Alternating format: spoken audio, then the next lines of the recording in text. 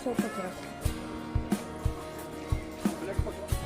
संघटनेमार्फत जर तुमचे पक्ष 52 कोटी लोकांचा जर प्रॉब्लेम सॉल्व करत असेल तर भावी पंतप्रधान आमच्या वतीने भावी पंतप्रधान ही आमच्या संघटनेची पावर आहे. फक्त आम्हाला आता रिपिटेशन दाखल केलं सुप्रीम कोर्टामध्ये वर्ष ॲक्ट 2019च्या अंतर्गत सर्व लोकांचं पेमेंट रिटर्न मिळावं. 52 कोटी लोकांना फसवले 3 लाख कंपनी.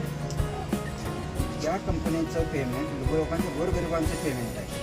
ही जर पेमेंट ज्या सरकारनं जर परत करण्याची जर हमी दाखवली आणि परत देण्याचा जर प्रस्ताव ठेवला तर आमच्या वतीनं तो निवडून आला तो भावी पंतप्रधान आहे. ही आमचं टार्गेट. आम्ही हे देशाचं चरित्र बदलणार आहे.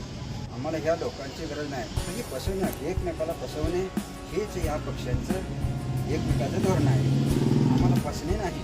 फक्त आम्ही जनता एक होण्याचा प्रयत्न बाबासाहेबांनी दिलेल्या संविधानाप्रमाणे त्या पद्धतीने आम्ही एक होऊन संघटित होणार, संघर्ष करणार आणि देशाचं सुचरित्र बदलणार. क्रमांकाचा परिवार संघटन नाही.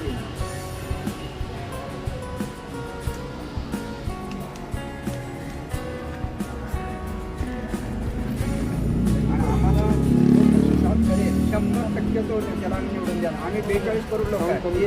52 करोड आम्हाला तयार करून 2013 पासून प्रॉब्लेममध्ये आहे. नाही आपण हे मुद्दा घेऊ 3 लाख कंपन्या सरकारनं बॅन केल्या. सरकारनं परमिशन दिलं. आपण बहिणीच्या मार्फत गोरगरिबांचा पैसा आपल्या माणसातल्या खासदार घेऊन नाही आपण आपल्या माध्यमातून ताज्या बातम्यांसह ठळक घडामोडी पाहण्यासाठी आजच डीडी दर्पण न्यूजला लाईक करा, शेअर करा व सबस्क्राईब करायला विसरू नका.